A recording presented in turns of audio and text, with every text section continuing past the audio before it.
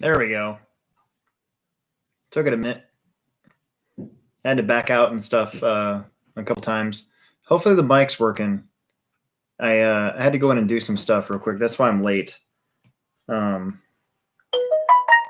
was trying to figure out why my voice sounded so deep. Hopefully it's fixed now. You guys can tell me if it's fixed or not. I don't want to like turn on my phone again and have it be all echoey. I think that'd be weird.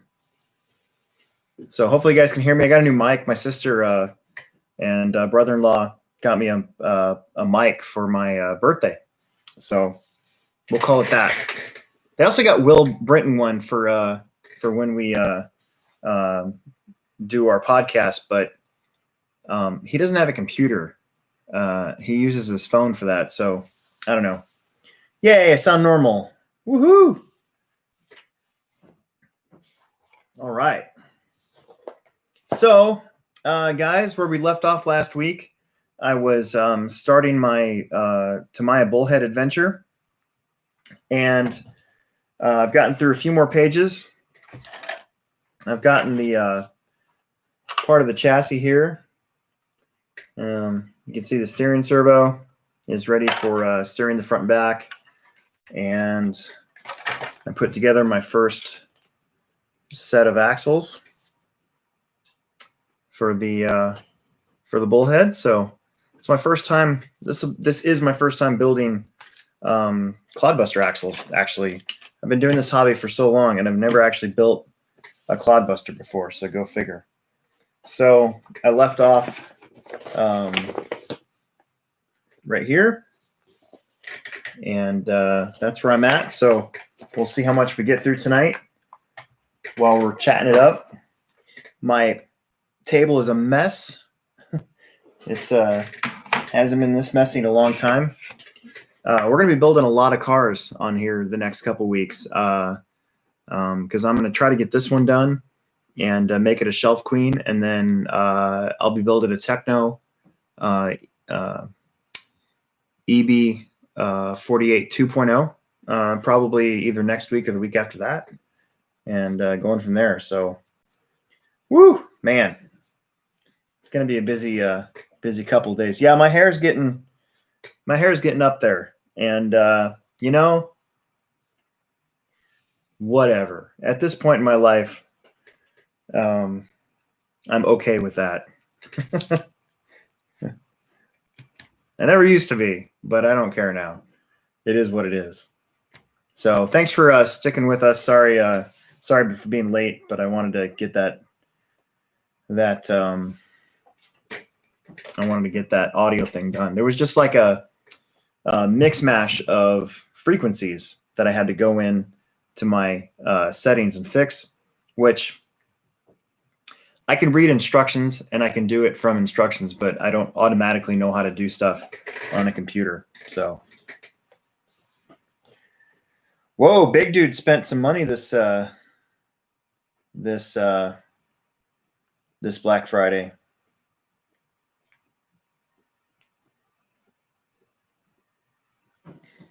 Jason Haley has a new Pro transponder. I always put mine on top of my servo, almost all the time. Hardly any time do I put it on the chassis. I've seen too many missed laps from guys who have their transponder directly on the chassis. And in fact, one of my 8 scales, I thought I was being slick by having the transponder on the chassis underneath the steering bell cranks one time. It didn't pick me up at all. So big dude got everything for a 8 scale buggy and 1/10 scale. That's pretty awesome. I'll be building a Techno electric 8 scale some point. Tracking says I'm supposed to get it on Wednesday. And so maybe next week if I have this done. Depends on how much time I'm able to spend on it. I'm actually looking forward to Monday because that's the first real day off I would have had in like 3 weeks. So maybe I'll get this all done. Yeah, so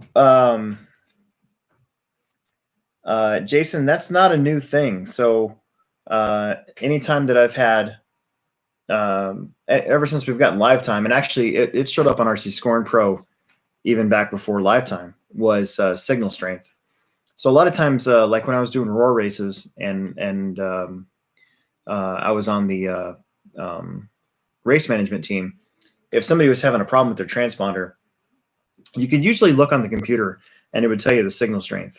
And you could usually pick out the bad ones and just be like, hey, your transponder is really low. You move it. And if it still doesn't do it, then they would usually have to just give me transponder or switch it out. So vendors on here. That's pretty cool. Yeah, shipping sucks. I'm supposed to be getting some sweet t-shirts for my birthday, which was 7 days ago. So I'm still waiting on those to show up too. Some South Park shirts. I think that's what my wife said. I think I'm right. Liam asked a question. He wants to know, what is the best 1/10 scale car for you? Because I only have 1/16 scale cars. That is a loaded question. However, I tend to go on the Traxxas or Arma side. If all you want is some bash and fun, can't go wrong with an Arma Centon, Arma Granite, Traxxas Slash 4x4.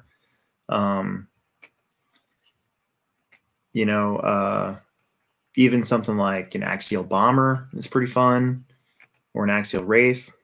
What else is out there that's any good? The Tenacity series of trucks from Losi. There's a whole bunch of really good ones. I'm just starting to name them off, really. That's a loaded question. There's a lot of different vehicles out there. Kind of just depends on what you like. Or you just do what I do and eventually have like one of everything for some reason. No, the T62s are not there yet. They did not show up yet. We had a bunch of HRP stuff today, but no T62s. We got in some of the new Tamiya Racing semi-trucks, though. Can't remember. I think they're Mercedes something. A lot of people have been waiting on those, mainly because they've been out of semis for so long. So,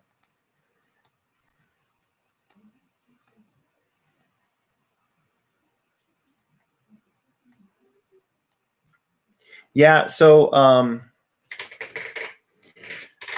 for 2021, guys, Will and I have some ideas about the HobbyPlex Show podcast. We've been thinking about doing like shirts and something, because we want to start a Patreon page, but I don't want to start a Patreon page if I don't have anything to give members or whatever, right? I think that's kind of dumb. So we are going to work on getting some HobbyPlex Show t-shirts made. And then I think we're going to try to do some sort of giveaway for the new year, since it'll be 1 year with the podcast show. So,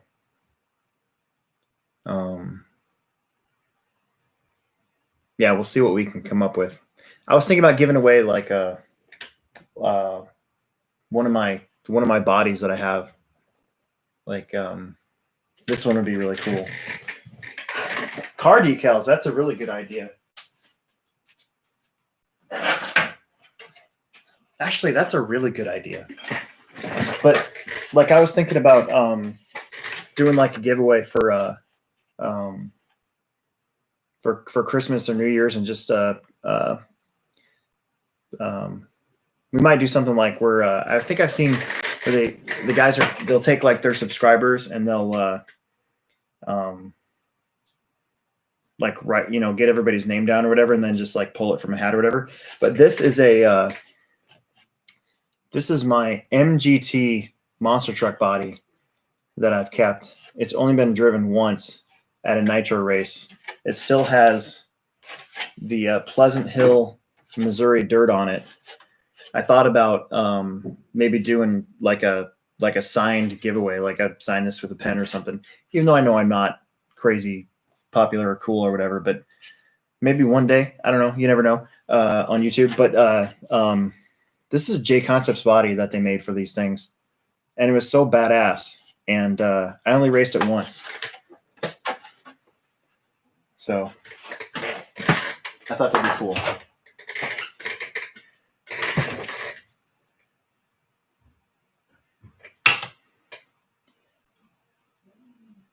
Shane Albarico said that he got the brushless kit for. Sorry, dude, I was busy doing stuff. Got the brushless kit for his Mini B, and now it rips the tires like literally falling apart. Well, there you go.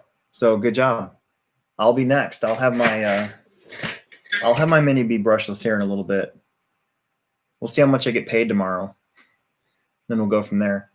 What I'm really hoping for is for my family to finally listen to what I ask and give me some Hobbytown gift cards, because then I can get some cool stuff. And for me, Hobbytown gift card, if my wife got me a $25 gift card, for me, it's actually like a $40 gift card. So that's always my hope. And then I can get the Hobby Wing brushless system, and it'd be like badass. I think that'd be awesome. John Haas said the more e-truggy racing in the future seems like it's growing. I mean, you know, e-truggy is a weird thing. Like, we always get asked by a couple people to add it to the Techno series. And then the one year that I'm like, all right, come on out, let's see what happens, like 2 people showed up. So unfortunately, I kind of don't have a lot of faith in that, although I think it's just like any other kind of RC racing. I think it's in pockets. I think one area can have a huge, it's like how we were with Pro 4. So for a while there, like we were one of the last Pro 4 holdouts. We used to have like 2 heats on a Friday night. And now, you know, it finally caught up and dwindled to nothing. But I hope so. I mean, I don't want any class to just die unless it's short course. I'm just kidding. Short course people. I love you guys.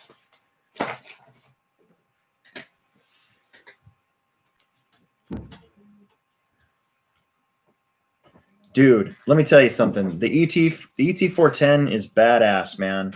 That is that's one of the funnest things I've driven in a while. I like mine. That truck. So for those of you that didn't pay it, that weren't on the podcast on Monday, I finally agreed to another sponsorship. So little history for me. Try to get sponsored my whole life, racing in the 90s, right? Never happened. Finally, almost quit. And then like in 2004, I got second at the Stock Nats and finally got an associated sponsorship, which was not quite the company I wanted to be sponsored by. But at the time, I was running associated stuff. So that's what I did. And then finally I switched over and got Losi to sponsor me in Horizon Hobby from 2006. And then in 2017, I kind of was like kind of in a slump and kind of tired of driving one specific brand of car all the time when I'm racing. And there's all this cool stuff out there, and I wanted to be able to drive it all, right? And so I'm like, I don't want to do that anymore. So the last 2 years I'd been no sponsors, just pure privateer. And I'm building this truggy, and I'm thinking to myself, this is super good quality stuff. The instruction manual is fantastic. There's actually words that tell you how to do stuff. It seems like they care. It seems like they give a crap. They've got a little at the back part of the instruction manual, you know, there's a little guide, setup guide. It's not a whole lot, but it's enough to let somebody who might be new read that and go, okay, that's what that does if I change this and this. And then the last couple times that I've driven it, I'm like, you know, the techno stuff is really, really good. And so there was every once in a while, you know, the techno team driver would, or the team manager would be like, hey, you want to run for us? And I was like, I don't really interested in that. Well, I kind of changed my mind. And for 2021 and beyond, I picked up or techno picked me up, I should say. And so I'm a techno driver now, right? And the cool thing is I can still drive any two-wheel drive I want. So I'll be running e-truggy, e-buggy. My son and I will be running nitro, all with techno rides. We're going to use the block engines, and then for the 10 scale stuff, two-wheel drive, which I still really care about. I can run any car I want. Right now it's an Associated B62, but who's to say in the future it might be something else. So it's pretty exciting, actually.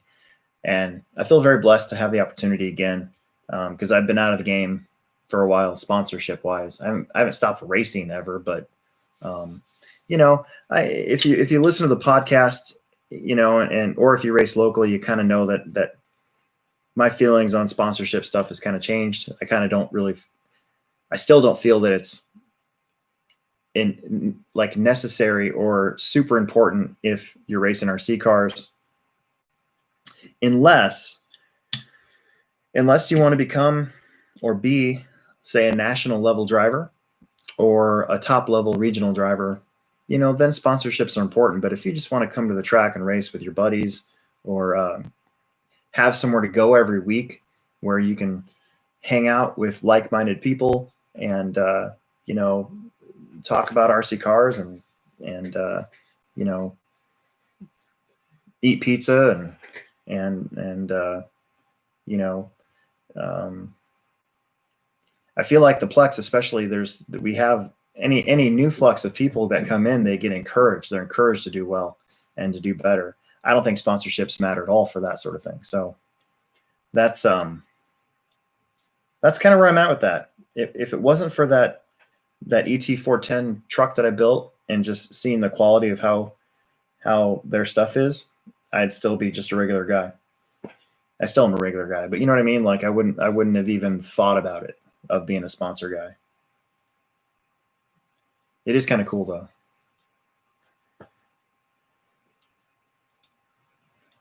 Shane says, Alex, get the dynamite system for your Mini B. It might be more expensive, but it's better. Yeah, I know, but the Hobby Wing system's half price. It's like $44 versus $89. And I have to switch out. I have to put my own receiver in it anyway. So I guess the only thing is that it is a little bit cleaner because the speed controller and motor are the same thing. So I know what you're saying. I like the Hobby Wing stuff though.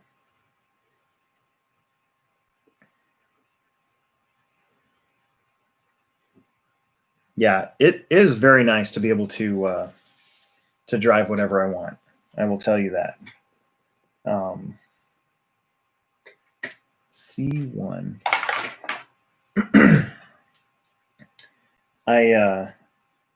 That's why I'm the cool thing about that, or let's say, if you're a Mugen driver where they only do 8 scale, then you can run whatever 10 scale you want, even 4-wheel drive.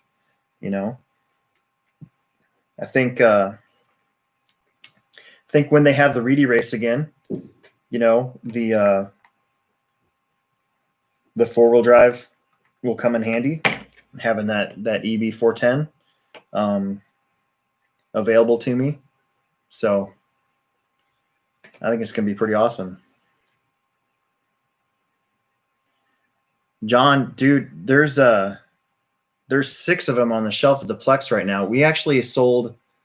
The only reason why there's 6 is because they were on back order for a little while. So we had 3 on back order at one place and 3 on back order at another place, and we forgot to cancel the back order from the other place. But we sold like 7 mini truggies in November. It was crazy. So I'm hoping tomorrow night. So Family Friday Off-Road tomorrow night. I think I know I'll be there with mine. I think Ronnie will be there with his. I'm hoping that the Pavels come out. Maybe we can get Bryson to race his. There could be a good class. So yeah, I definitely want to race. I want to race mine as much as possible. It's so fun. It's just super fun.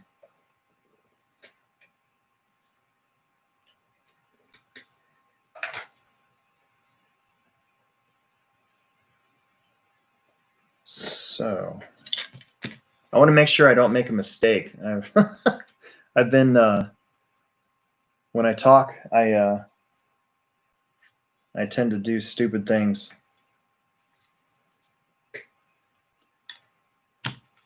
So I think this is supposed to go like that. And this is supposed to go like that. And then that goes like that. So, oh, wow, that's pretty cool.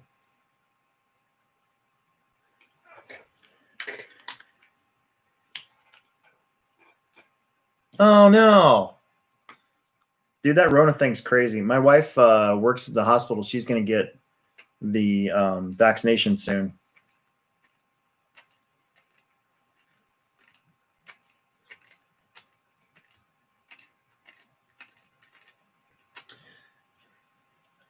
Rodcase wants to know is the reason it's fun. It's because of the traction and how it handles. Yeah, so it's just think of like stadium truck on steroids, right? It's 4-wheel drive stadium truck, and you can just like blast through all the bad stuff that was out there on the track. So track got a little beat up on Saturday. Tuesday I fixed all the holes and everything, so it's gonna be really good for Friday. But I did practice before that a little bit more with my truck, so I wanted to drive my truck, and it's so fun because you can just like come in and it's like it's exactly what you think it'd be. It's got these little fatty tires on them, but it drives like an e-buggy, so it's not as big and monstrous as a real truggy, a big one. Sorry, it's a big one, but with these little fatty tires on them, it just drives like an 8th scale would if it had wider tires. That's the best way I can describe it. Ever try the X-ray? So there was one person that came once to the Plex with one of those X-rays, and I imagine that those also would be very fun. They're good stuff. So I use an X-ray for my touring car, right? And that car is a freaking awesome. And I've never even touched the setup on it. Like I just drive it. I don't even mess with it. So I can only imagine how good the little mini truck would be. But you just don't see them a lot. It's too bad too, because I mean they work really, really well. I imagine it'd be just as good. Still a shaft-driven 4-wheel drive truck, so should be fine. But nobody here in town has one of those. We should try to get the Pavels to race one of those. Or we need to get Ashton Abdul to race one of those. He's sponsored by X-Ray. He should be driving one of those. That should be his bag. Oh gosh darn it.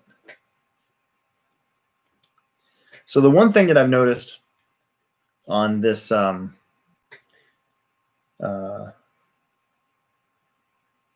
couple good questions here real fast. I just want to show you guys the one thing about the bullhead so far that I've disliked. So this is a whole new animal because as you can see, all these parts are on trees and everywhere. It's not like the bags that you would open up and just get done with bag A and then move on to bag B. But these little metric hex nuts are everywhere and they suck. Like I just don't like them. It's annoying. Let's see. Glenn wants to know if we're ever going to do another 1,000-lap race like we did last year. So I had plans for the HobbyPlex 1000 to be in November, and then what had really happened is one of our guys got sick for like a month and a half. You can guess from what, and it kind of screwed up the whole plan for the fall. And so I didn't know where any of these of the races that he does was going to go. So the on-road and the dirt oval. And so I didn't want to schedule it over anything that was already scheduled. And so it just turned out that we put it off. So I think we're going to have it in the spring. We've done our enduros before in both the spring and the fall. So I think I'm going to shoot for springtime. I think I'm going to shoot for like early May on a Sunday. And we should be able to do it. So yeah, so Big Dude is on here, 1,000 laps. So it used to be 11 hours. So if we were going to do an enduro on the off-road, I wanted us to go big, right? So it was called the 11th Hour. I always thought that was a really cool name. So it was 11-hour enduro. Any 1/10 scale 2 or 4-wheel drive vehicle, no motor limit, no battery limit. I wanted people to try to like use their imagination and see if they could come up with something, that could outlast somebody else's stuff. And what it ended up being was most of the time, the winners were 1/10 rear motor buggies, so you could put a big old battery in it, and with like a 13.5 motor, so you still had speed, but you didn't have the huge draw from the battery. So we were trying to do like 45-minute runs per battery, and I don't think I've ever actually won that race. I think we've only ever gotten up to second. And then there was some talk of like 11 hours is too long.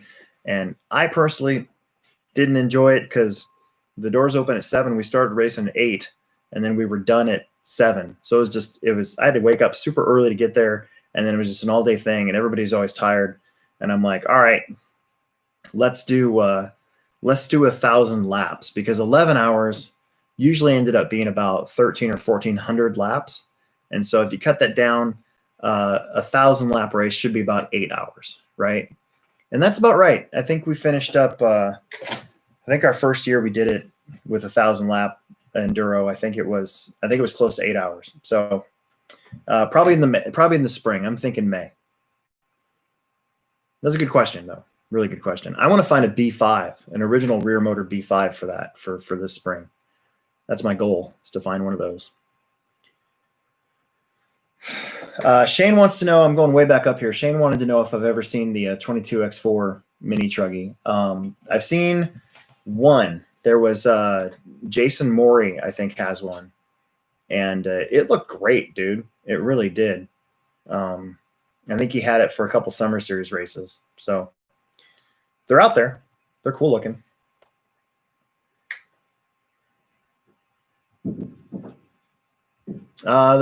We have not done any vintage races yet.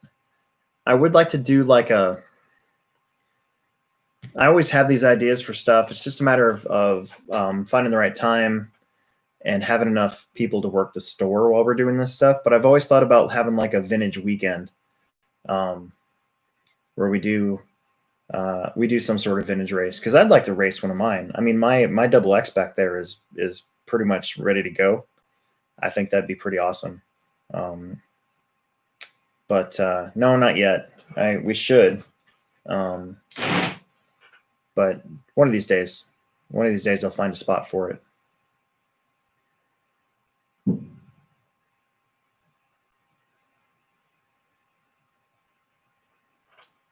Yeah, Hydebreader's got one of the first place ones. I forget what car they used. Was it a 4-wheel drive? I can't remember. Oh, it was a T5. That's right. Oh, yeah, that's right. That one year, yeah, you guys did. I forgot about that. And then last year, Derek Wood's team won it with a Kyosho, just a straight up mod Kyosho buggy. It basically had 3 really good drivers, and they didn't break ever. And they did the whole 1,000 hours pretty quick. I think that's why it was just under 8 hours for them.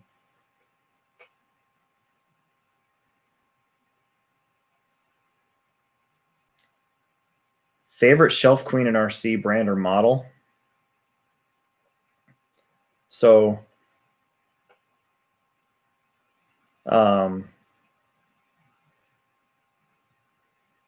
so the one car that I've always wanted, but I have yet to get, and I kind of hope that maybe I keep saying Tamiya should re-release it, but I think if I ever had a Tamiya Nissan King cab, I think that would be behind me in the Roger Mears colors and would never move unless I was showing it off to somebody. I think that'd be a good one. If I ever got lucky and found like an in shape low-C street weapon, boy, that would be, you wouldn't want to drive it. That would be a cool one to have on the shelf. But I mean, there's a whole bunch of cars that could be pretty awesome shelf queens if I ever got around to finding them.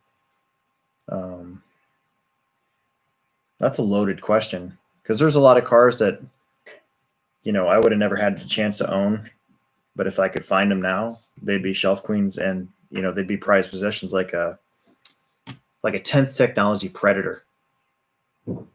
Like if some guy came into the Plex with one of those and didn't know what it was, and I'd be like, I'll give you $50 for that if you just leave it here and then go pick something else out. And I got lucky like that. That truck would, or that four-wheel drive would never leave the house. Like, it would always be on my shelf. I think something like that would be really cool to have.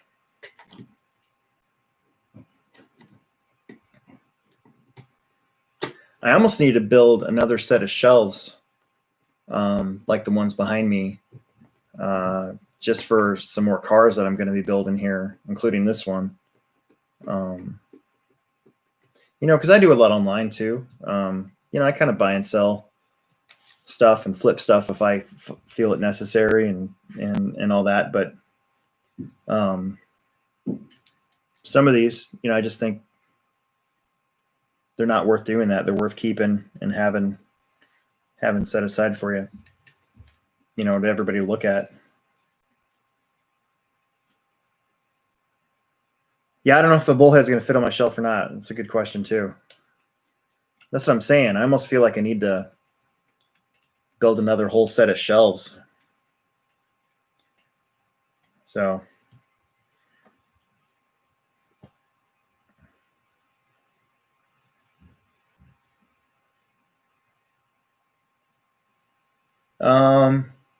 Michael Roots asked, you ever have any Radio Shack RC cars back when you were young?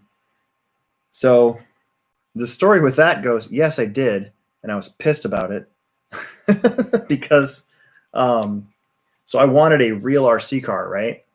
And so like 2 years in a row, I just begged my mom for a real RC car, because this kid up the street had one, Justin, and his wasn't even a real RC car. It was like, you guys remember the Tyco stuff? So he had a couple Tyco cars. And so one Christmas, I opened up my thing in like a bratty little douchebag. It's a Radio Shack Porsche with a metal antenna and plastic wheels. And it was one of the ones that turned like this, like you drove and then had to back up and then turned and back up and turned and back up. And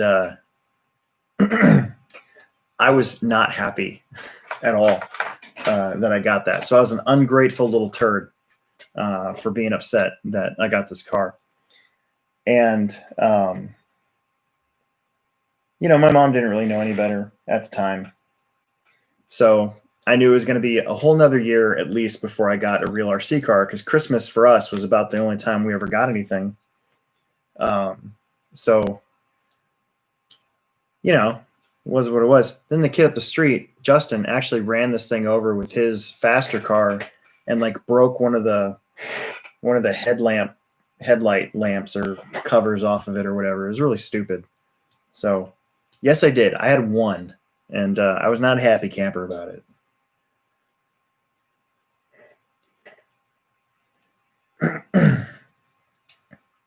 Yeah, some of them did use hobby grade batteries. That's the thing. Like, some of them were close to being what I would say a legit thing. It's almost like they just never really took the leap.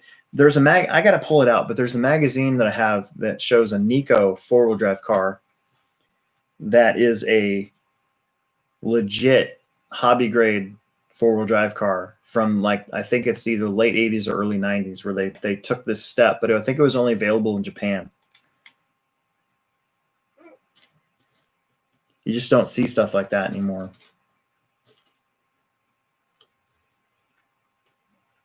And then like Tyco had remember the Tyco Bandit? I think it was called the Bandit or Bandito maybe. So it was this little truck with like the you know, it was like 80s because it had like neon colors on it and a squiggly line beside it. But the commercial for it was so badass. There was like hay bales on both sides of it, and then they had the shot of it like jumping the street or whatever, and all this other stuff. And that was actually one of the cars that I wanted when I was a kid.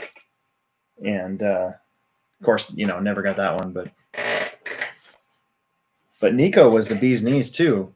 They were just right on the edge of being hobby grade, you know. Yeah, the turbo hopper was pretty cool.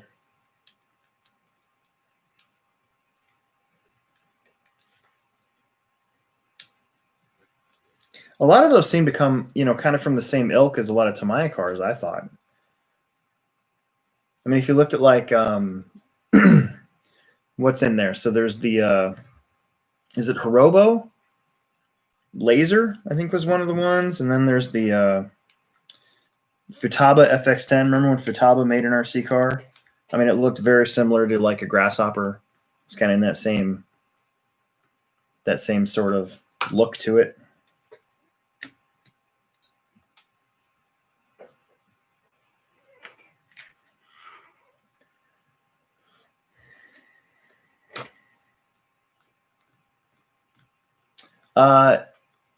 Peter asked a question up there.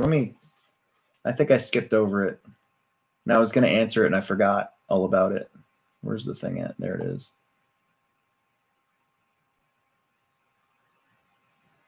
So up here, Peter asked, this is a good question. Are all the tracks there open during the day for practice, day rates, race nights, or events? So our track's open. The dirt track is always open all day Monday, all day Wednesday, all day Thursday, unless we're rebuilding it for an event. And then Tuesdays after 4 o'clock, because Tuesdays until 4 o'clock is my time to go out and do any sort of maintenance on the track, especially after a big race weekend. The carpet track is open pretty much every day but Wednesday. That's their race night. So carpet on-road races Wednesdays. And then usually 1 or 2 Sundays a month, they have a winter series. In fact, this coming up Sunday is the winter series, I believe, round 4. So I'll be racing USGT in that and trying to work in the store at the same time. So that should be fun. And then events, we always have events. We are so busy. It's crazy. But a couple of the next big ones would be the Techno Winter Series. It's a 1/8 scale dirt event on January 9th. And then, in fact, the J Concepts Indoor National Series off-road on the dirt, February 5th through the 7th. And the signups for that are on rcsignup.com. It's limited to 140 people as of right now because that's all the pit space we have. Depending on our COVID regulations, we might have to get creative with how we run the race. I still want to somehow try to have it, even if they keep us at 25% capacity, which would super suck. So we'll see what happens.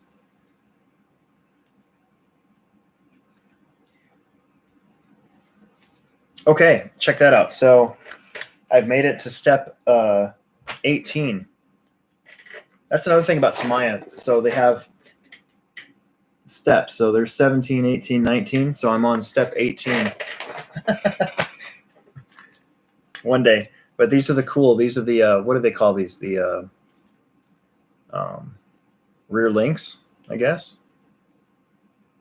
Anyways.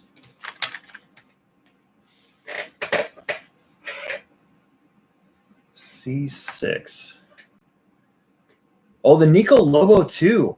Dude, that was actually, maybe that's the one I was thinking of. Because I think that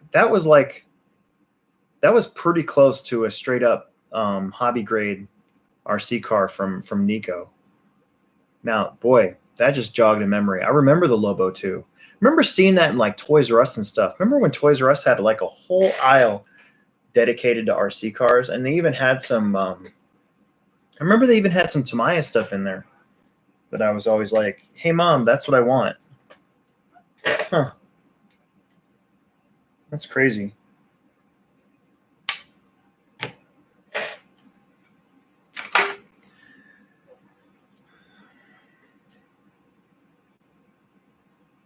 Yeah, Sears had them too. That's right. Boy, that's right. They just knocked the Sears down here in Omaha.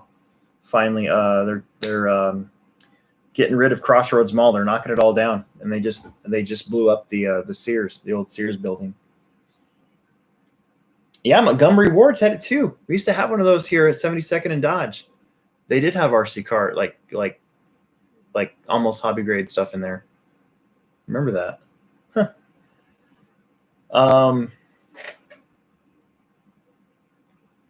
So Glenn McCoy do you guys have a schedule that can be downloaded for all store events? I mean, the best place to go is Facebook, HobbyPlex. So you search HobbyPlex, and we usually come up. The Hobbytown HobbyPlex usually comes at the top. I have a sticky post that has our Google Calendar, and that I believe I have updated all the way through April so far. So everything that we do is on there as of right now. Otherwise, I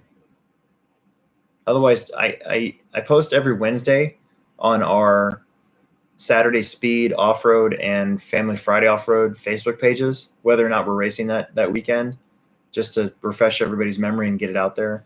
But every Wednesday. And then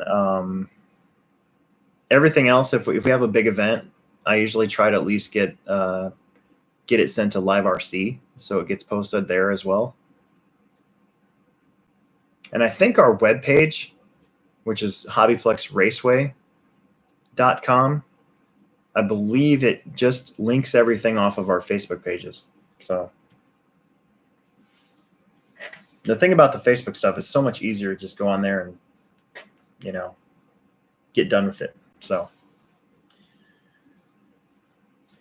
I wish I had a better answer. What I would like to do is have the graphics capability, which I don't have right now, to just like make a single flyer, like just every date, January 1st, January 7th, January 14th, whatever, and what we're doing that day.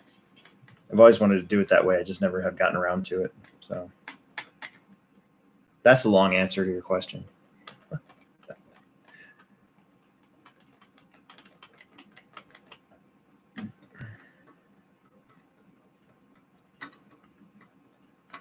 Best basher tires?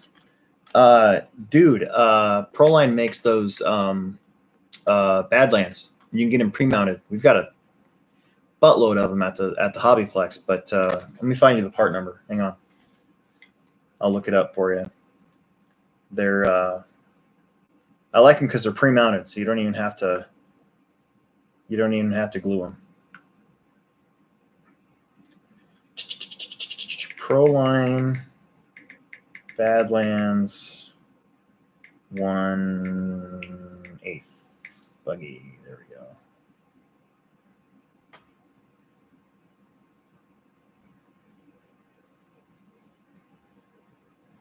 They should be.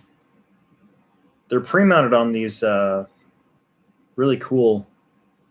I think it's the Wabash wheels. No, that's not the discontinued one. We want these. Meanwhile, while I'm doing this, yeah, Rod, we should be getting the pre-mount stuff soon. It's gonna be cool. I'm hoping to sell all the. Do you realize we have like 47 pairs of twin pins in stock right now? It's crazy.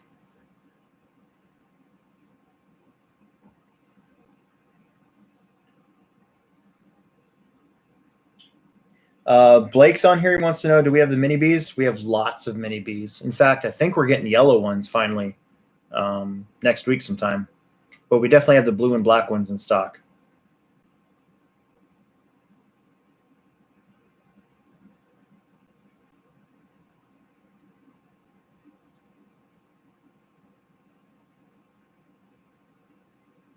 Okay, so I'm going to show this, see if this show up. There you go. That's, come on. You can get them pre-mounted. They're just Proline Badlands MX. Proline Badlands MX. And you can get them pre-mounted. We carry them because they sell like crazy because they're pre-mounted. Nobody likes to glue their tires anymore except for racers. Even racers don't like to glue their tires anymore.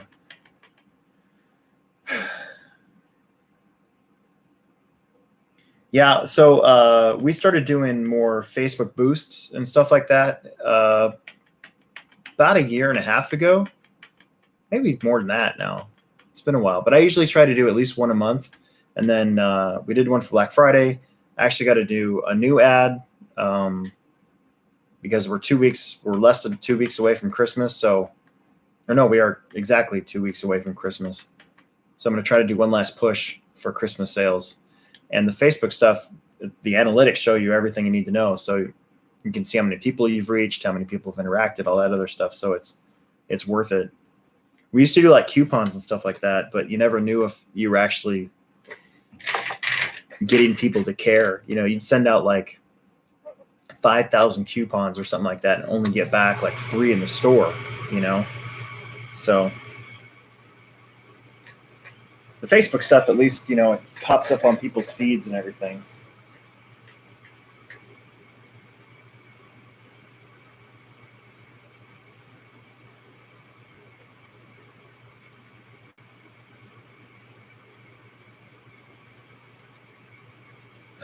Steve RC, why do you glue tires? Well, so they stay on the wheel.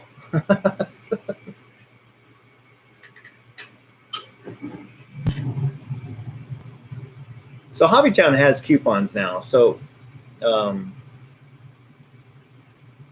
like right now, I think it ends the 14th.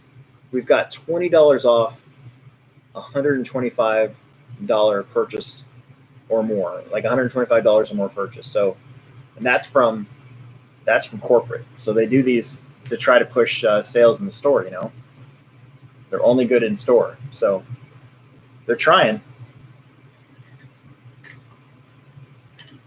I want a lap monitor real bad. What do you know about those types of things? Like one of the portable ones, like Robotronics. I think Robotronic makes one. I know Jared Wiggins uses one, but I can't remember the brand. But it's pretty cool. You have like a little, most of them that aren't done by the signal, like the A and B ones that we use for racing. They're just like a little infrared like laser or whatever it is.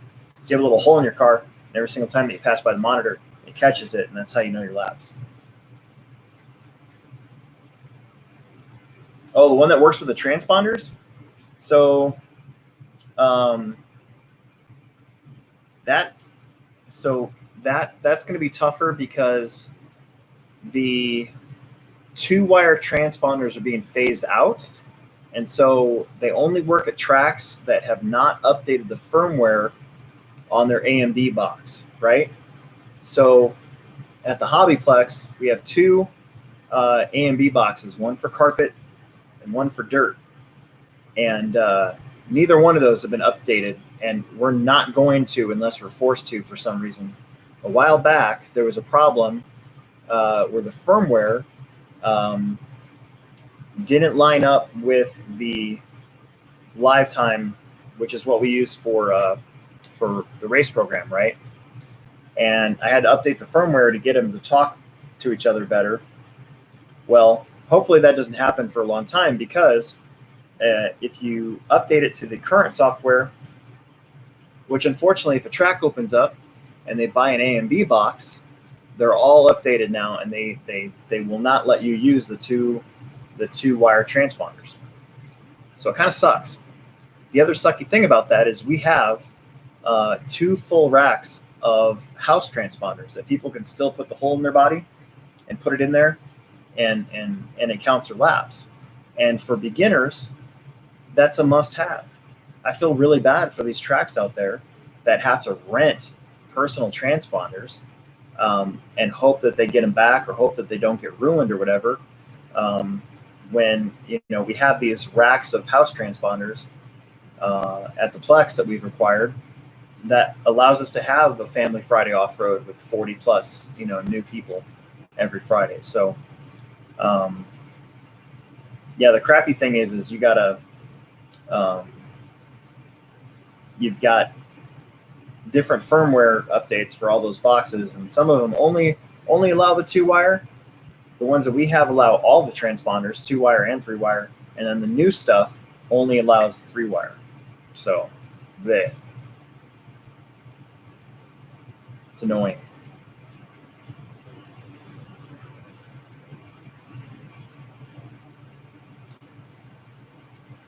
Lance Murray wants to know, what do you recommend for an ESC running 13.5 4x4? Well, I'll show you what I have in my, or do I have that? No, I don't. It's in my truck. Honestly, I would just use, if you're never going to run mod, just get a Hobby Wing Just Stock, dude. That's the best bang for your buck. They're $56, and they can handle a 13.5 just fine. They don't get hot. And they've got all the parameters to go in with you get the box for $26 to go in there and change stuff if you want to. It's got all the important stuff that you can change. I have 3 of them. I've got one in my stadium truck, 13.5 stadium truck. I've got one in my 21.5 touring car, and I just took another one out of my 13.5 four-wheel drive. So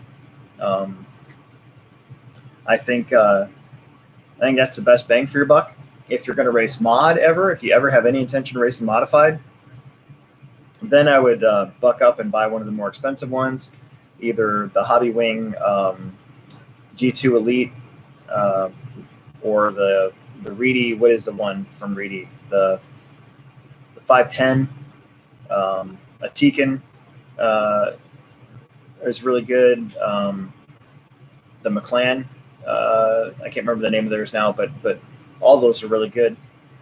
It helps to try to stick with one brand for all your stuff, because all the programming functions, if you have 4 different boxes lying around, like my son uses Orion right now in his cars, and I'm using Hobby Wing. So for his car, I've got one box to program stuff, and for my cars, I've got another box to program stuff. Eventually, all of our stuff will be Hobby Wing. So yeah, I'd say the Just Stock is fine if you're never going to race mod. Good question. Glenn McCoy wants to know, what time does Family Friday start? And doors open at 4, and racing starts at 7.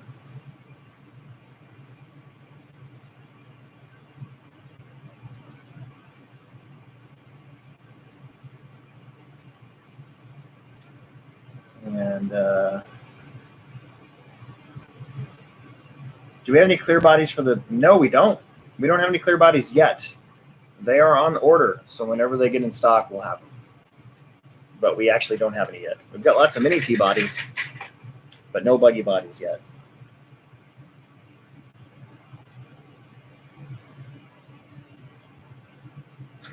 Nate put his Just Stock in his mod car and it caught fire. Well, yeah, that's because it's not supposed to be ran with a modified. Derp. Fistful of derp.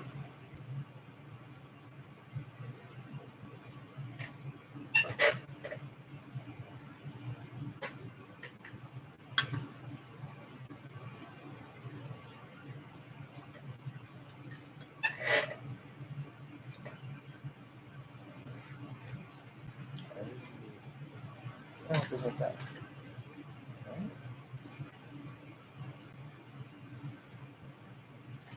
Goes like that.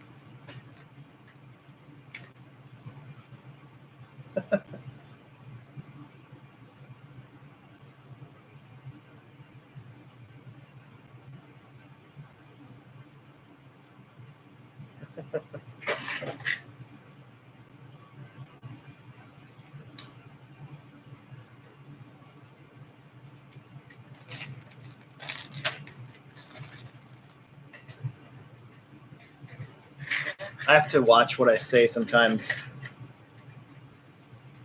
at the store because if I'm doing something dumb, I'll be like derp derp derp derp derp, derp. And then in the past I've had customers think I'm doing that towards them, which is not the case. So.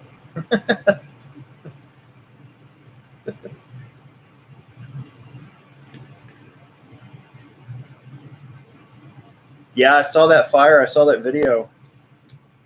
We've had a couple Lipo fires at the Plex. We had a 4-cell blow up once, and I think it was plugged in backwards as well.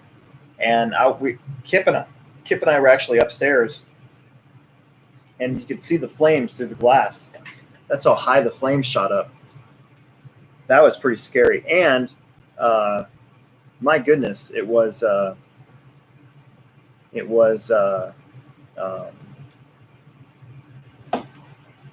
stinky. Stunk up the whole place. It's crazy.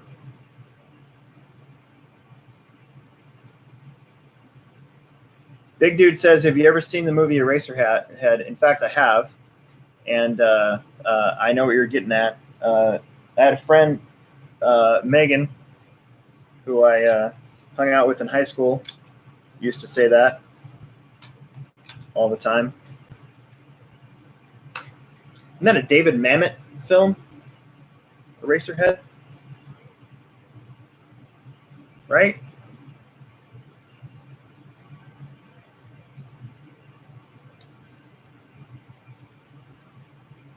Is it Mamet? I can't remember.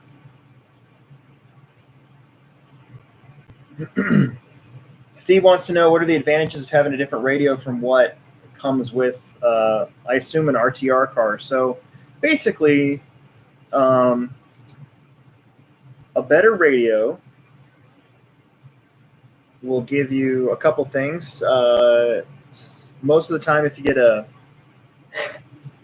digital radio, like say a DX5C, or an MTS or an MT44 or a 4PL from Futaba, or even the Chintzy Fly Sky stuff, you get model memory, so you can have more than one car on one controller, which is really nice.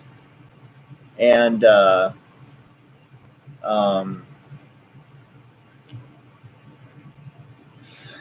more expensive the radio is, usually the more connected to the car it is. So like an M17 from Aerotronics, it's like a $560 radio, has a connectivity speed that is much faster than, say, a DX3 from Spectrum. Most of the time, if you're just bashing, I don't think it's necessary to have that. Something like a DX3 or a DX5 would be fine. But racers generally prefer it because they're all running digital servos, so they want that super instantaneous connectivity to what they're doing. And there really is a difference. And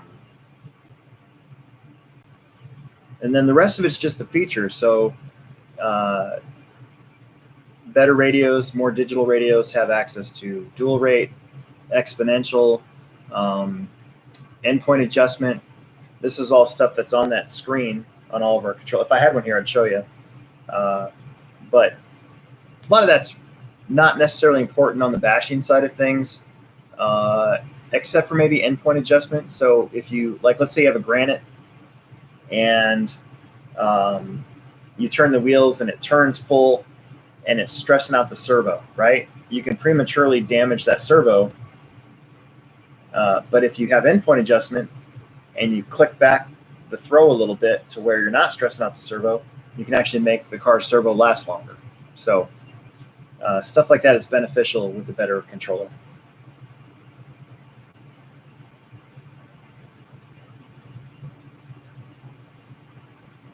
I have not yet. I did find a picture of that movie, but I haven't yet. Sorry. I should. Thanks for reminding me. I got to look up. So we're talking about The Bad Taste by Peter Jackson. I'll look it up. I will try to find it.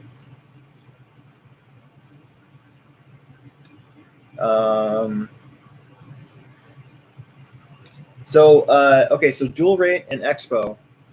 So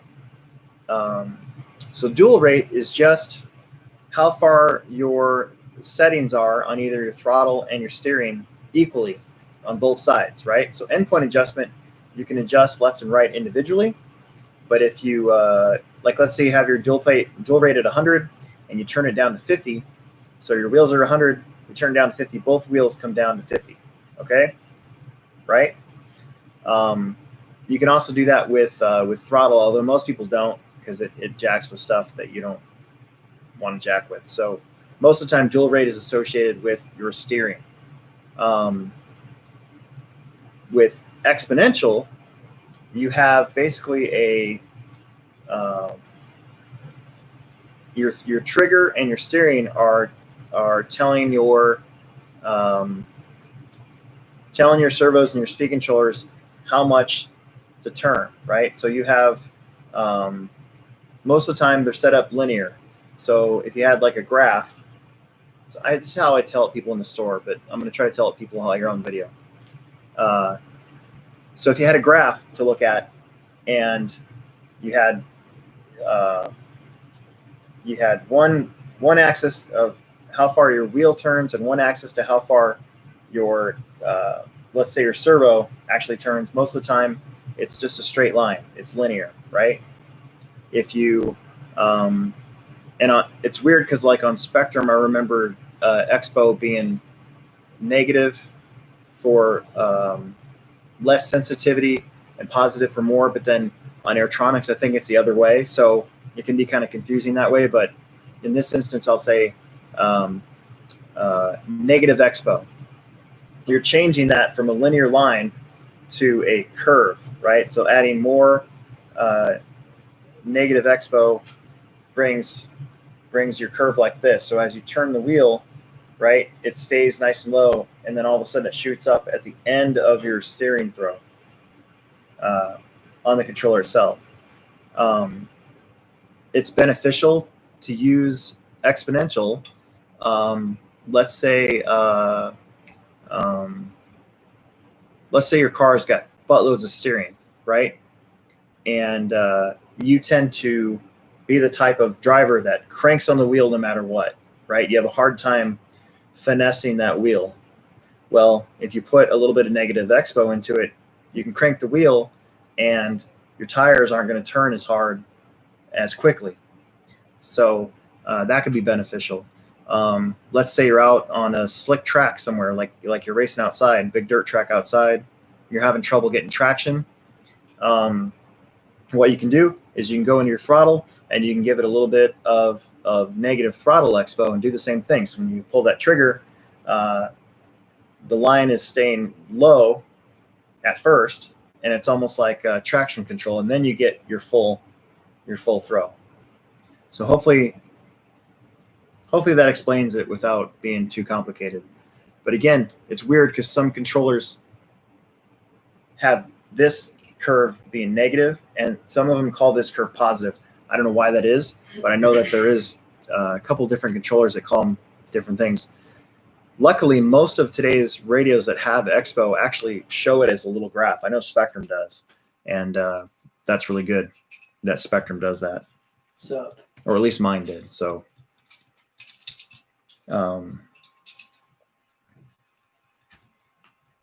yeah. So hopefully that's a good explanation. Generally speaking, you don't see too many people using steering exponential. You can usually achieve the same thing with dual rate. So for instance, like an on-road car, if you have way too much steering on an on-road car, a lot of these new guys that are racing on-road, I'll look at the radio and they'll have dual rate at 100%, right?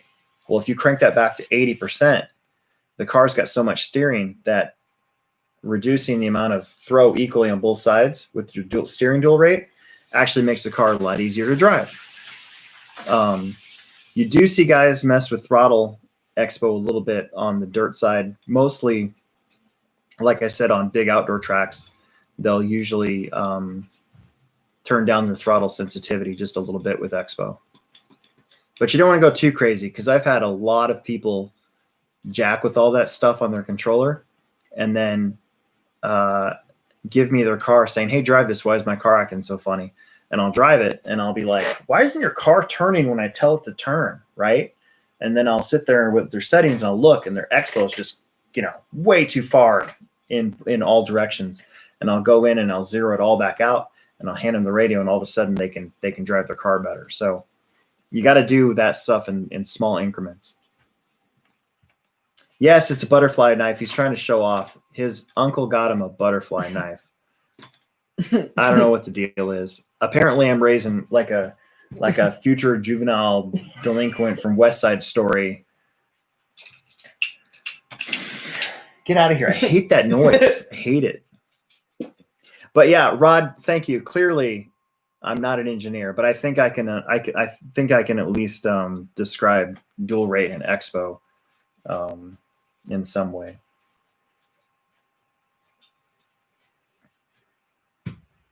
I'm gonna set it down so I'm not tempted. So yeah, I think that gets us caught up. Shane Albarico said his dad might get him an M17. That's pretty cool. He made a do-it-yourself wing for his Mini B. That's pretty awesome.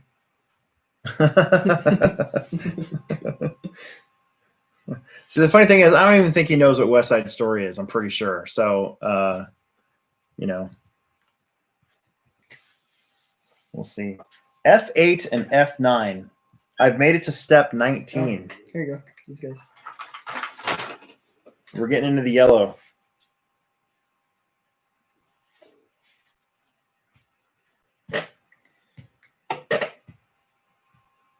I need to get this body to Bob and make a decision on what I want it to be painted like. I think that's going to be really cool.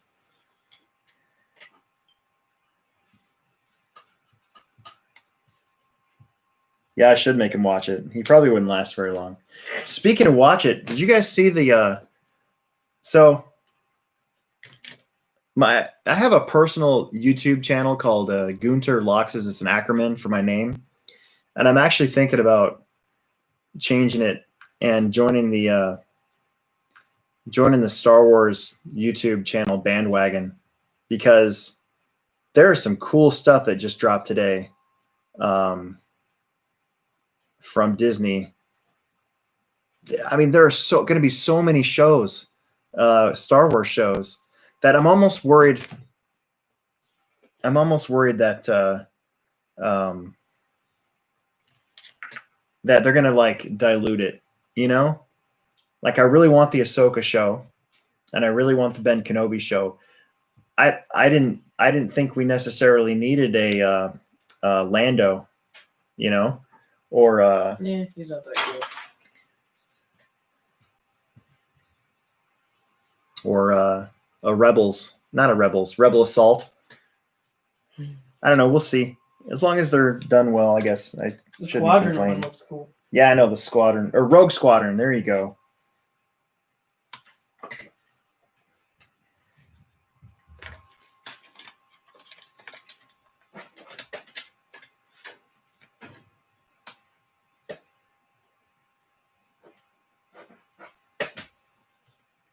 Is that the right one? That was F, right? Yeah, F. F8, F9.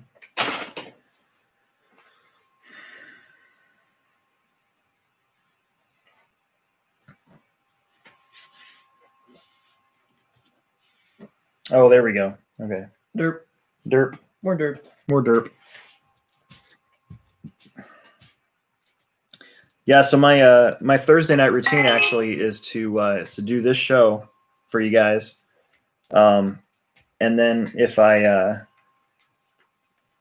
usually take a nap, and then I wake up at like 1:40, make some popcorn, and watch the new Mandalorian show at 2 a.m. and then go back to sleep, and then get ready to go to work tomorrow. So, unfortunately, I only have 2 more times to do that because I think it ends next week.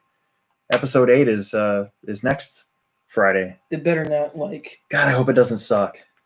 They better not leave us on a cliffhanger. I bet you they will. Yeah, I know. Dark Troopers are super rad. That'd be cooler if they weren't robots. Yeah, but they're robots in the thing. There might be a suit though that you can actually get in. It's like the 3rd variation of a Dark Trooper. It's really cool. Mm-hmm. What if they're remote controlled? So he's actually Peter. He's actually not going to school right now. We're doing. Is it remote? Remote learning? Remote. Yeah, he's doing it remotely.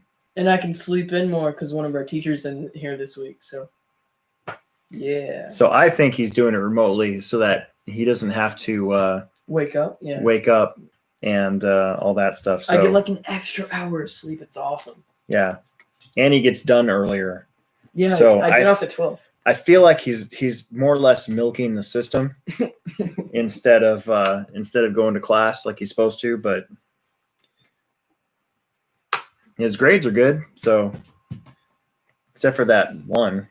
Oh yeah.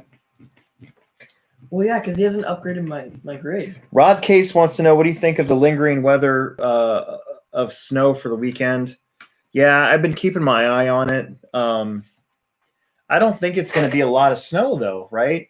I think the more south you are, the more snow there is. So that's actually one thing I was going to rewatch tonight was the news just to see, but it's about time. I mean, it's December 12th or December 11th or whatever. So, we were kind of supposed to have, it is winter. So we'll see. We'll see how it goes. Hopefully it won't be anything too major, but we have gotten pretty lucky not getting any sort of winter weather.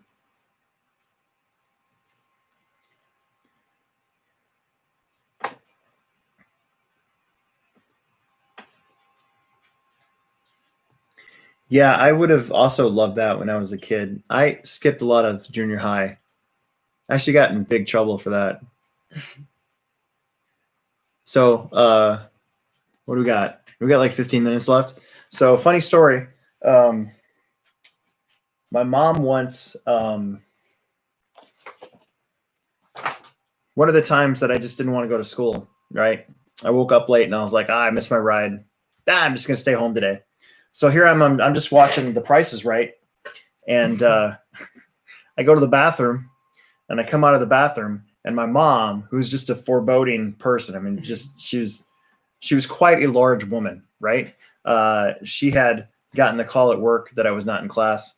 So she rage drove all the way home, and she found me sitting there, and she grabbed me by the ear and pulled me into her car, took me up to the school, grabbed me by the ear again, yanked me inside, forced me into the office, and we had a sit-down meeting with the vice principal, and he told me all the stuff that you get told when you skip a lot of school, and the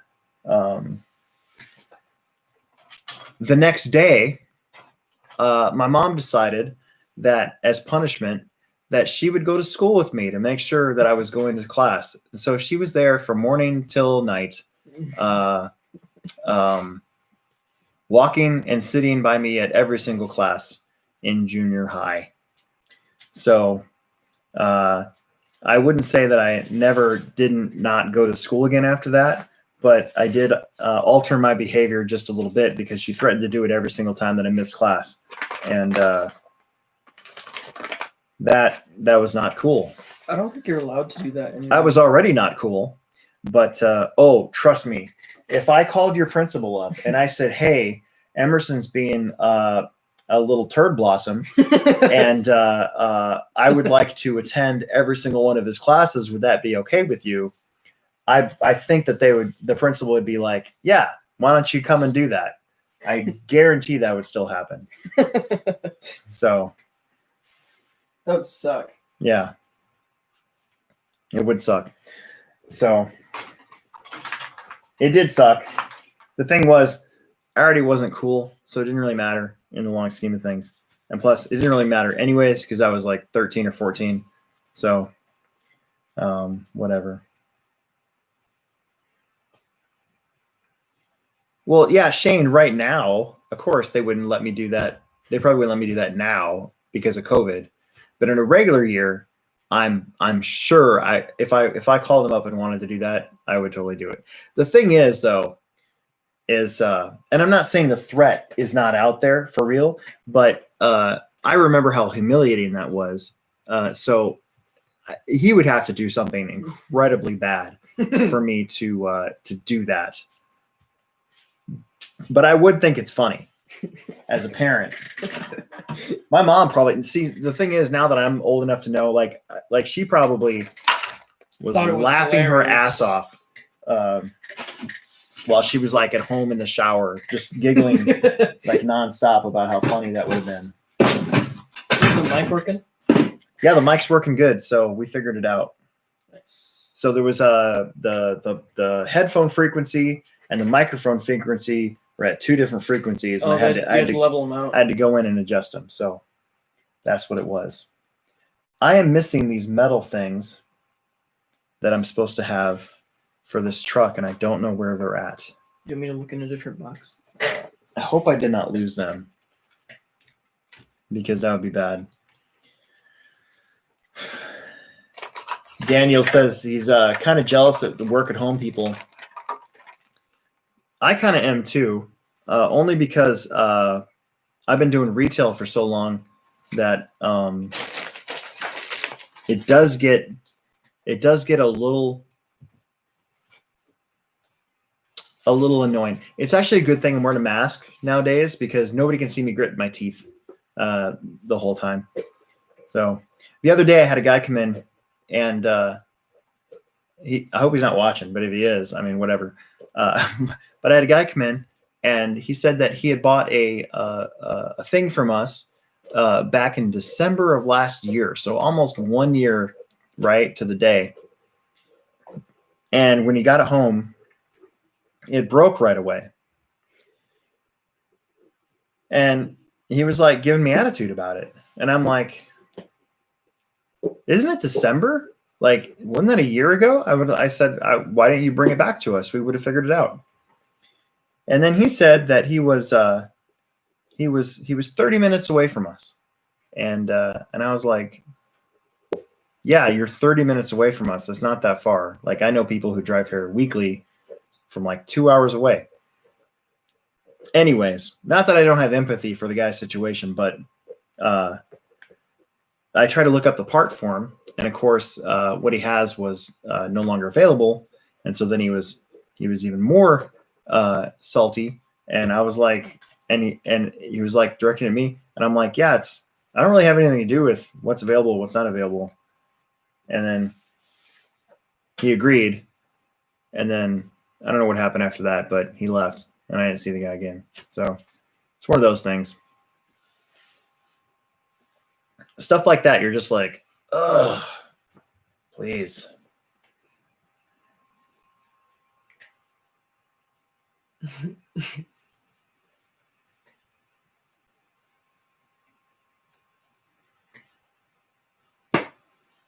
Yeah.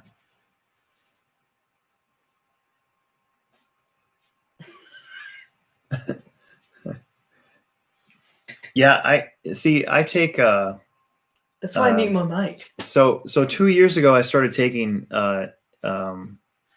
anxiety meds because I actually had a pretty bad panic attack for the first time in my life. I never had a panic attack before.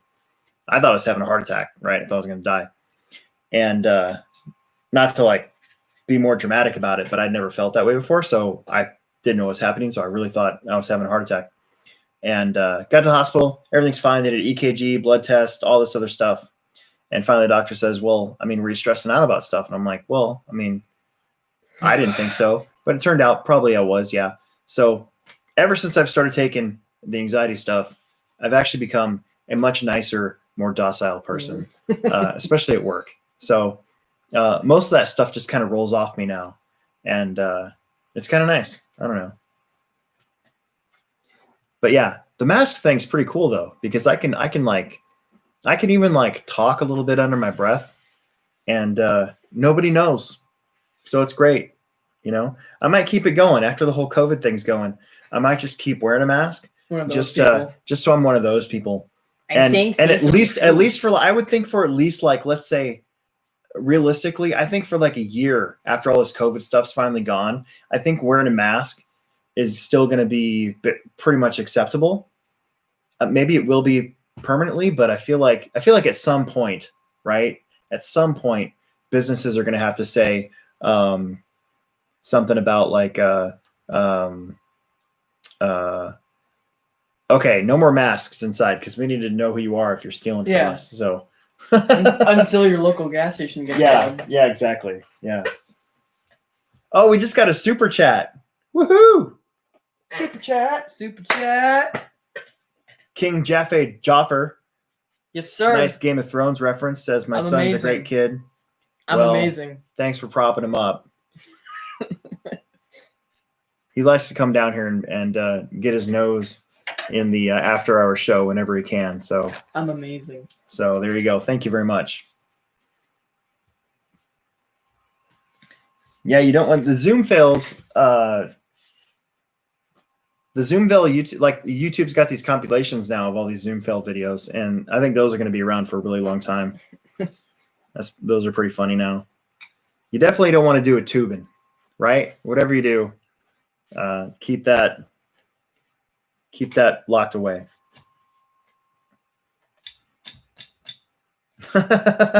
We need the capes to go with the masks. You're absolutely right, dude. So what do we got? 9 minutes. So I used to work at a video game store, and I used to get a call every day, and I'm being dead serious. Every single day, we would wait around for this call and who was going to take the call. And it was from this kid, and he always wanted to know if we had any new Dragon Ball Z games. Okay, this was late 1990s, so like 97 through 99, I think is when I worked there, 2000. And but it had to be like 3 months straight, and there was no, as far as we knew, there was absolutely no Dragon Ball Z games that were supposed to be released or coming in. However, we were a used video game store, so you never knew, right? So one day we get in Dragon Ball Z something something something. It was an import, right? And we're like, this kid's gonna freak out. And so we kept it off to the side. We waited for this kid to call. He finally called, and we said, actually, we do have new Dragon Ball Z game in. And we told him which one it was, and it was all in Japanese. And this kid freaked out, and I think he was younger than him. I think he had to be, if I remember right, he was like 12 or 13 years old. Okay, turns out he was homeschooled, okay? And so his nanny brought him to the store, and we finally see this kid for the first time, and he's wearing a top hat and a cape.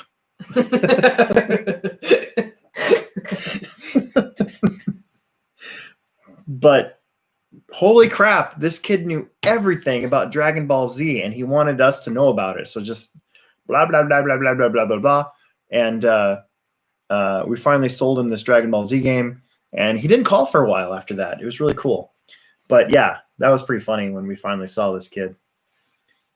He's probably like a doctor or something now.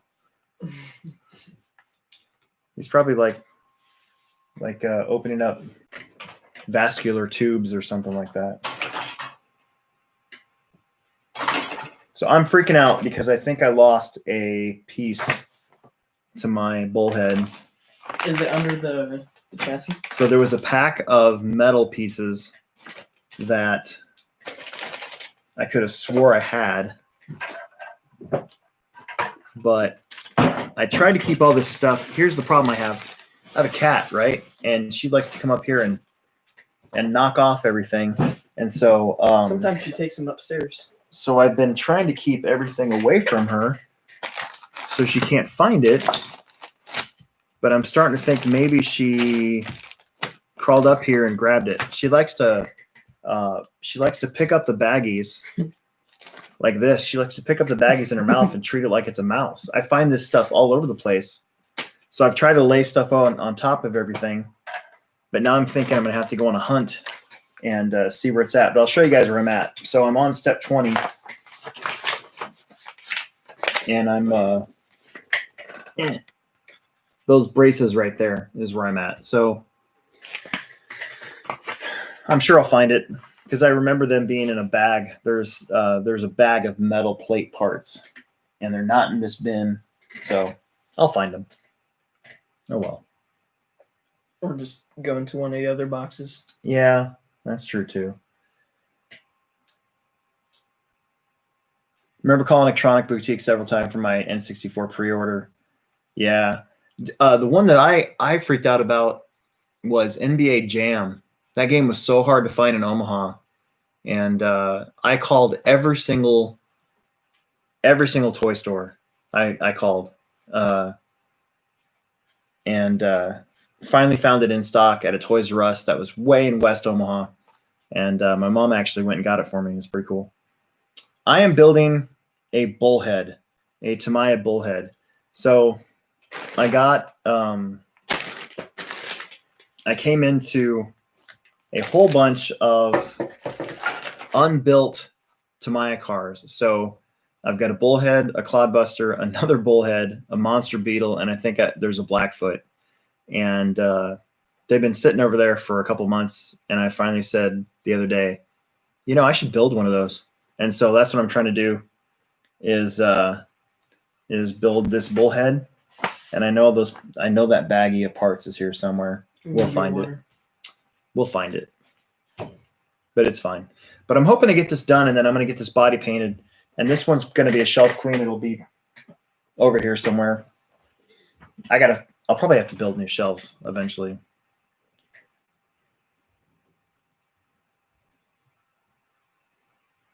Yeah.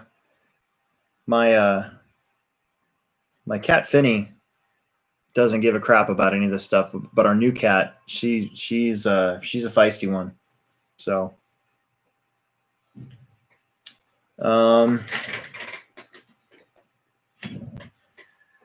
so I honestly I bet you they're the re-release because just because of how new everything was.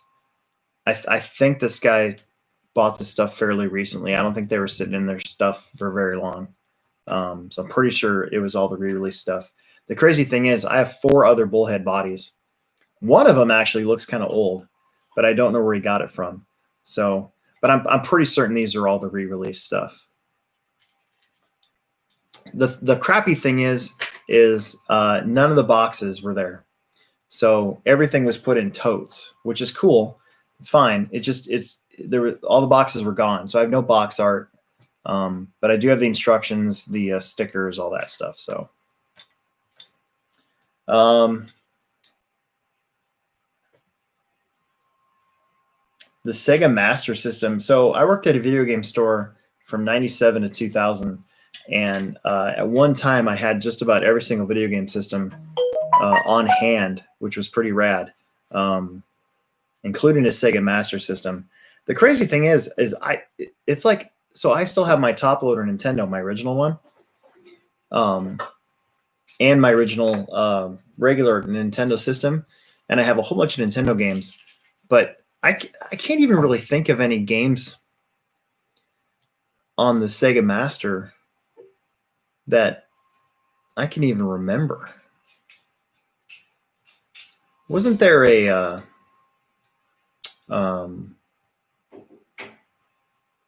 what was that Sega driving game?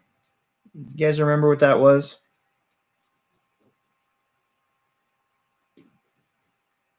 Can't remember the name of it now, but I remember the box art, and I think that was one of the ones that I always wanted to have, and I had it for a little while. TurboGrafx 16, that was always really cool. I had a 3DO and a Jaguar for some reason. And I had a Neo Geo Pocket, which I actually wish I would have kept. I traded it in a while back, like early 2000s. But that was actually one of the Outrun. Yep, that's it. Outrun. It's Outrun. I remember the box art now. But I had a Neo Geo Pocket. That thing was rad. That was a color mini system long before the first color systems came out. Game Boy Color, the Sega, what do they call that? Shoot, what did they call that?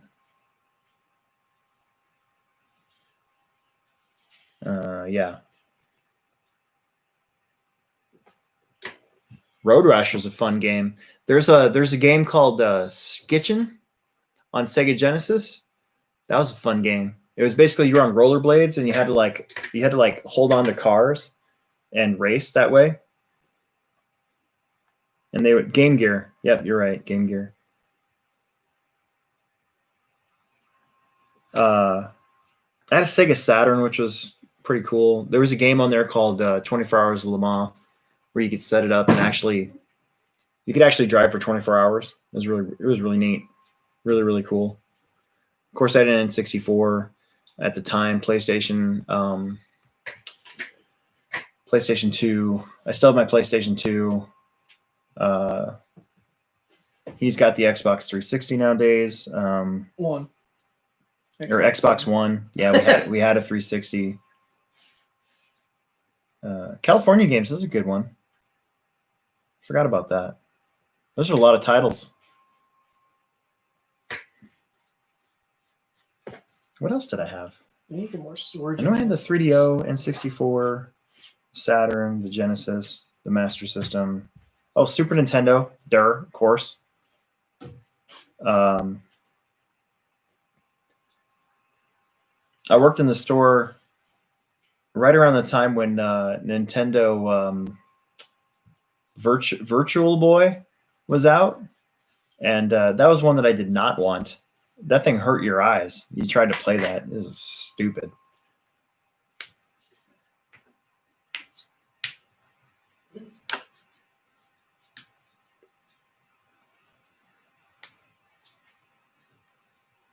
Never had a Commodore. Never had a Commodore. Yep, Sega CD. So the Sega CD stuff and the 32X I never got as an add-on to the Genesis, but my friend Matt did, and I used to go over to his house pretty much just to play the Star Wars game that was on it. And to hang out with him.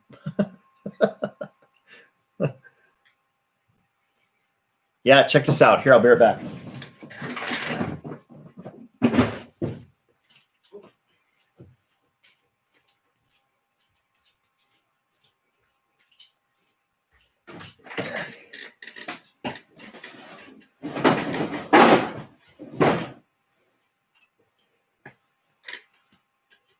I'm Alex Sturgeon.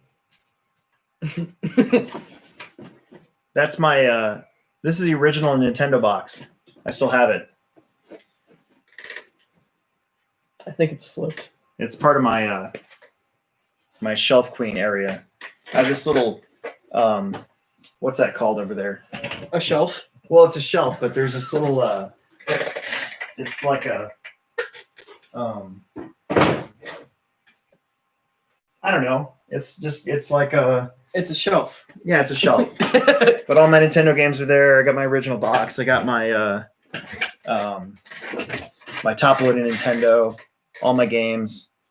I still play it every once in a while. I don't have a light gun. But the thing about that is the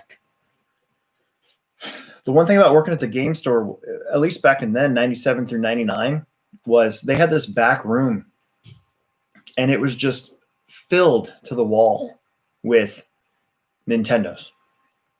Most of them didn't work, but you could fix them, right?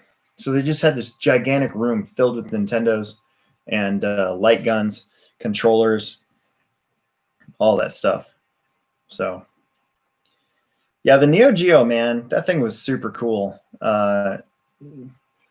I remember the big thing about the Neo Geo was its controllers basically were more like an arcade setup joystick. So it was a pretty big deal when those came in the store. And I remember there was a waiting list for them. So I never got my hands on an actual Neo Geo. Just the Pocket is the one I had. And Metal Slug. Metal Slug was a really good game on the Neo Geo Pocket. And then I think Final Fight something was on there. I think the downfall of the Neo Geo Pocket was that there wasn't enough games for it. So I think there was only, when I had it, I think there was only maybe 4 or 5 games on it. And I think like 2 of them were puzzle games, so it wasn't even that cool.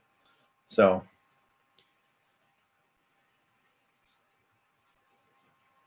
yeah, the front slot design on the Nintendo, but think of how many of those sold.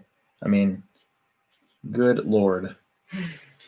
Daniel lost my pet, like lost it, or like did it pass away? That makes me sad. Sorry, Bender. Cam's on here. Cameron's on here, checking in on the After Hours show.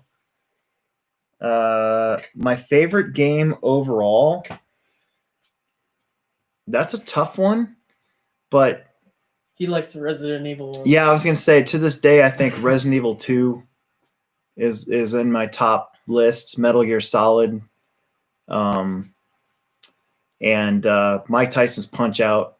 If you had to pick a Nintendo game, and Zelda, Legend of Zelda, still the gold cartridge on Nintendo to this day. That's one that I'll hook up and play because I still remember where everything's at. So no, I have not played the Resident Evil 2 remake because this douche canoe is hogging the Xbox 360. We have like 250 or Xbox One gigabytes or whatever it is, and won't let me play it. We have like 250 gigabytes on the Xbox. That's nothing. Well, I'm sorry. I'm just telling you. So, oh, sorry, Daniel. Losing pets suck. That's the worst thing about pets is that one day they're gonna not be there anymore, and it's gonna be sad. Unless you buy a turtle and then you die before it. I have lost. I have killed a lot of animals in my life, all on accident. Speaking of pets. Yeah, she doesn't like to be held by him, so we'll see what happens. There she goes. All right. Well, it's past his bedtime, and I'm gonna go see if I can find out what my Roxy cat did with my bag. I bet she has it and took it somewhere. So I'm gonna bail. That's a good show. It's been about an hour 40 minutes. It's really good. Sorry for the late start, but this new mic is really cool. I'm glad I got it figured out. Maybe I sound better. I don't know. I'll review the show and determine. And yeah, we'll keep working on making it better for you guys so we can hang out and just talk RC or whatever comes up on the chat. So, and I will eventually have this done. So we'll check you guys later, and make sure you tune in Mondays at 6:30 ish for Will Brenton and I and the podcast live recording, and then I'll try to get some videos up of the racing this weekend. We got Friday night, Family Friday Off-Road, Saturday Speed on the carpet, and Carpet On-Road Winter Series. So we got a lot of racing to do this weekend. And yeah, we'll see what happens from there. So bye. Thank you guys. Thank you guys. Thanks for the super chat. That was great.